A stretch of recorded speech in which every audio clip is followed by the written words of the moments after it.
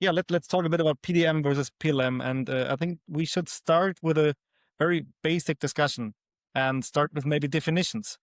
Um, PDM versus PLM. I mean, there is a big difference, just based on the face alone. I mean, Jacob, what is your impression? Where does PDM end and where does PLM start?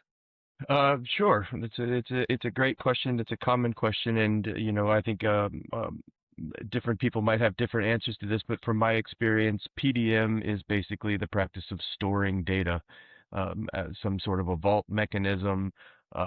Sometimes they have revision control, sometimes they don't.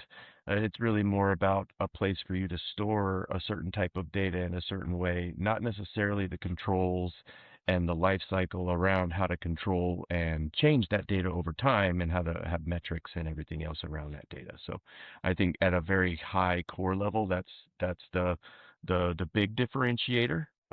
At least that's what I see here in the US market. I would even bring it one step further because from my experience, it's also about the development phase. I mean, we all know the typical product lifecycle from Sure. idea to requirement phase, development phase, production, maintenance, and ongoing.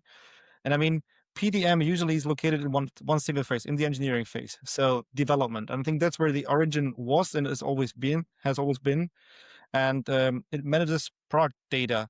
And I think the PLM side is actually completely different because PLM should cover the whole life cycle phase. Exactly. And we're not only managing product data because we also manage different types of data.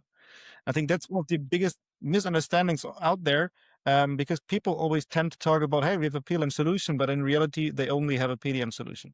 Yeah, I think that's a good point, and it's a fair point.